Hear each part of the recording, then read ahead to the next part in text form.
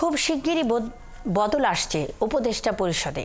কয়েকদিনের মধ্যেই নিজে সহ উপদেষ্টা পরিষদে থাকা শিক্ষার্থীরা পদ ছাড়তে পারেন বলে জানিয়েছেন তথ্য ও সম্প্রচার উপদেষ্টা নাহিদ ইসলাম। আর এই মাসের শেষেই ঘোষণা আসছে বৈষম্য বিরোধী শিক্ষার্থীদের নিয়ে নতুন রাজনৈতিক দলের। ৭১কে এসব বলেন উপদেষ্টা। অধ্যাদেশ নয়, বরং বিচারিক প্রক্রিয়ায় নির্বাচনের আগেই আওয়ামী লীগ নিষিদ্ধের সিদ্ধান্ত আসতে পারে।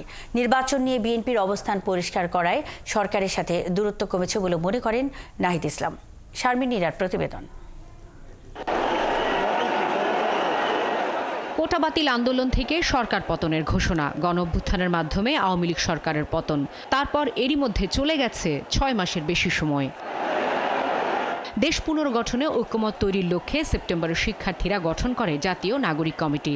তাদের পক্ষ থেকে গঠিত হচ্ছে নতুন রাজনৈতিক দল। আর এই নতুন দলের আনুষ্ঠানিক ঘোষণা আসছে এ মাসেই।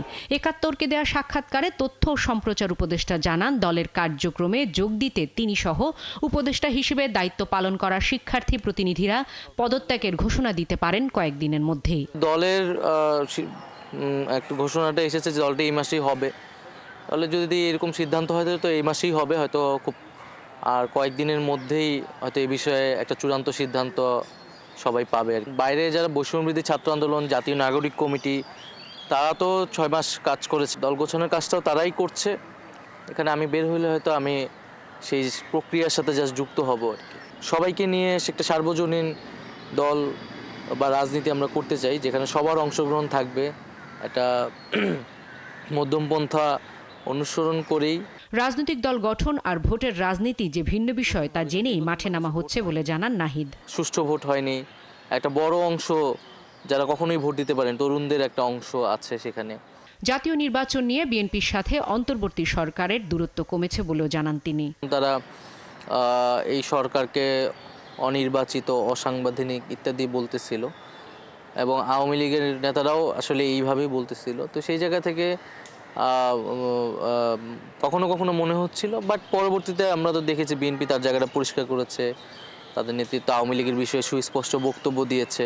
প্রশ্ন ছিল আওয়ামী লীগের নির্বাচনে অংশগ্রহণ বা রাজনীতির মাঠে ফেরা না ফেরার বিষয়ে কোনো সিদ্ধান্ত আসবে কিনা। ফ্যাসিস্ট শক্তি যারা রয়েছে তাদের আসলে রাজনীতি করার, ওই একই নামে একই মতাদর্শে রাজনীতি করার আসলে সুযোগ থাকা উচিত না।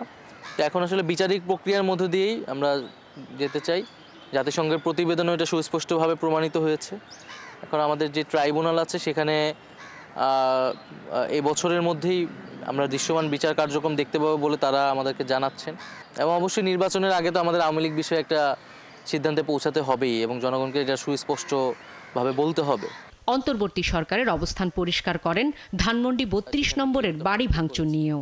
সরকার এই কার্যক্রমকে সমর্থন দেয় এরকম না, কিন্তু সেইখানে যদি এই বিক্ষুব্ধ ছাত্র জনতাকে যদি বল প্রয়োগের মধ্যে তাদেরকে থামিয়ে দেওয়া হতো, তাহলে এটা আরও বেশি হঠকারী আচরণে আর হঠকারিতায় পরিণত হতে পারত।